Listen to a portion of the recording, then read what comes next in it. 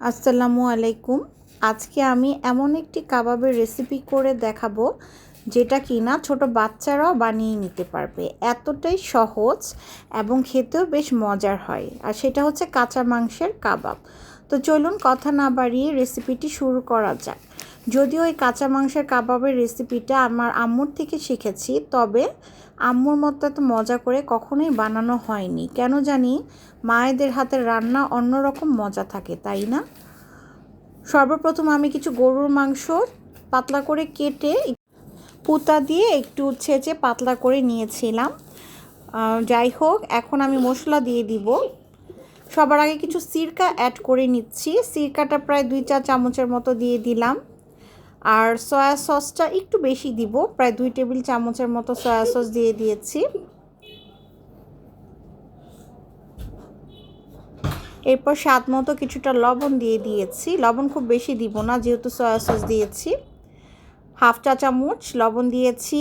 দিয়ে দিলাম 2 চা চামচের মতো গোলমরিচ গুঁড়া, 1 চা চামচ লাল মরিচ গুঁড়া আর 2 চা চামচের মতো আদা রসুন বাটা। সবার লাস্টে সামান্য কিছু টেস্টিং সল্ট দিয়েছি। টেস্টিং সল্টটা যদিও হাইজেনিক না, তবে খেতে ভালো লাগে তাই একটু দিয়ে দিলাম। আপনারা চাইলে অ্যাভয়েড করতে পারেন, কোনো সমস্যা নেই, তবে দিলে টেস্টটা খুব ভালো হয়। এটা মেরিনেশন করে নিব কমপক্ষে আধা ঘন্টার জন্য। এটা আমি ঢেকে রাখবো, তারপর এটা ভেজে নিব। হাতে টাইম বেশি থাকলে চাইলে ফ্রিজে ঢেকে রাখতে পারেন। 2-3 ঘন্টা মেরিনেট করলে খেতে বেশি ভালো হবে। চুলায় আমি কিছু তেল দিয়ে নিয়েছি। তেলটা খুব বেশিও না কমও না, মিডিয়ামভাবে দিতে হবে। তেলটা গরম হয়ে গিয়েছে, মেরিনেশন করা মাংসগুলো দিয়ে দিচ্ছি।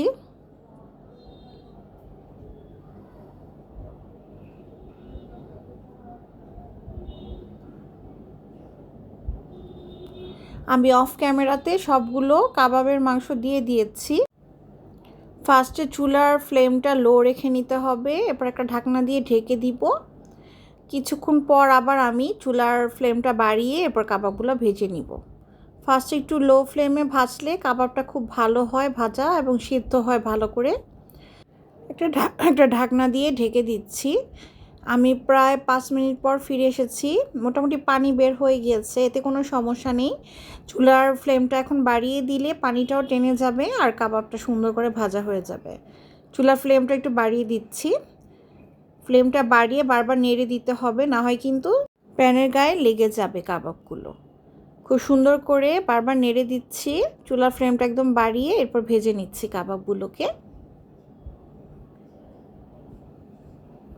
যে কোনো কাজ কিন্তু যত্ন করে করলে কাজটা অবশ্যই ভালো হয়। রান্নার কাজটা আমি সবসময় অনেক যত্ন নিয়ে করি, তাড়াহুড়া করে কখনোই করি না। আমার রান্নার জিনিসটা যেহেতু শখের, এই কাজটা আমি সবসময় খুব মনোযোগ দিয়ে খুব আস্তে ধীরে করার চেষ্টা করি। ফ্লেমটা একটু বাড়িয়ে দিয়েছি, কিন্তু মোটামুটি কিন্তু কালার চলে এসেছে, দেখতেই পাচ্ছেন সুন্দর একটা কালার হয়েছে, ব্রাউন কালার হয়েছে। আমি আরেকটু ভেজে নিব, আরেকটু লাল হলে আমি নামিয়ে নিব।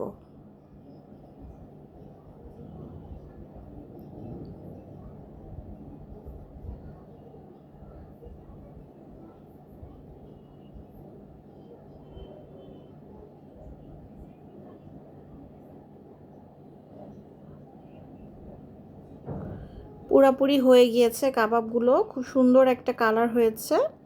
এখন এগুলোকে আমি নামিয়ে নিব। অফ ক্যামেরাতে আমি কাবাবগুলোকে তুলে নিয়েছি, একটু টিস্যু পেপারের উপর তুলে নিয়েছি, এতে করে এক্সট্রা তেলটা শুষে নিবে।